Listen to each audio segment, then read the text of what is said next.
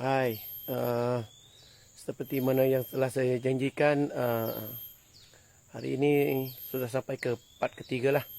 Hari ini saya ingin review tentang bagaimana orang asli Jahut membuat ukiran. Saya nak tunjukkan ini adalah gelung paku. Kata orang ini adalah gelung paku yang menunjukkan ia adalah sanggul.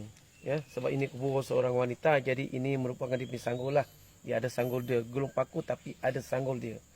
Kalau lelaki dia ada gelung paku juga tapi tak ada sanggul.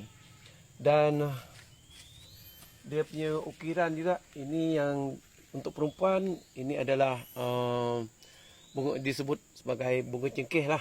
Dan yang ini tak silap saya sebagai sekapur sirih, atau yang ini sebagai sekapur sirih.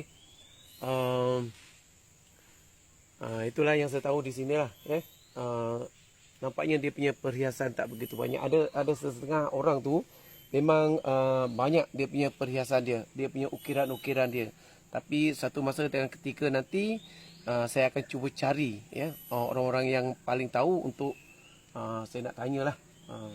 Dan saya ingin abadikan cara pembuatan ini di dalam TikTok untuk untuk rujukan anak cucu di kemudian hari nanti. Jadi kita boleh tengoklah. Ini adalah kubur itu seorang lelaki lah. Tengok dia punya gelung paku dia tak ada sanggul dia. Dan ini bunga cengkeh juga lah tapi dia tak ada sepatutnya kalau kubur seorang lelaki tu dia ada kambing belaga, tapi di sini tak ada kambing belaga. Dan ini menunjukkan ini adalah gunung berangkat.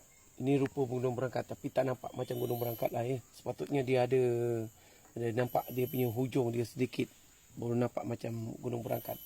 Dan gunung berangkat ini adalah ada disebut dalam kepuyangan Jahut semasa mereka bersawai. Mereka ada sebut, dan dalam roh tu mereka pergi ke Gunung Berangkat untuk mencari ubat-ubatan. Sebab dikatakan di atas Gunung Berangkat tu ada terdapat banyak ubat-ubatan.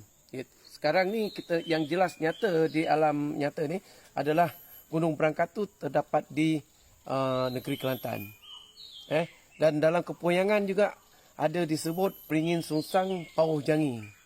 Saya tak tahu di mana Pauh Jangi, tapi bila kita tengok dalam internet, Pauh Jangi itu ada di Perak sana. Okey, mari kita tengok review saya tentang pembuatan perhiasan ni tadi. Ukiran-ukiran ini. Jom.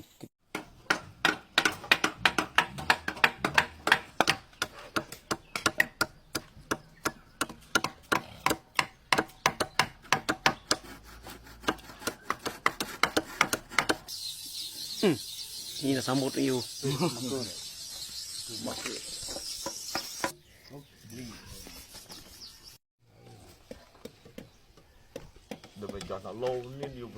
Tu lihat tau. Memang nemek besar mega embu. Macam mana pun.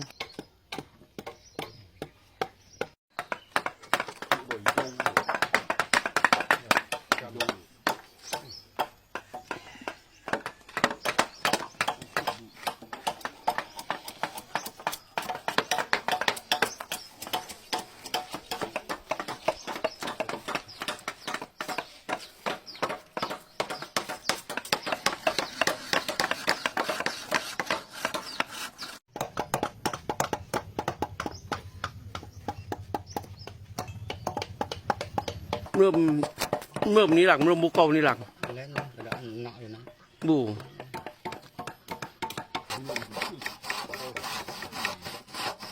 Mana mơ đâu? Hả? Tengah badak. Coba.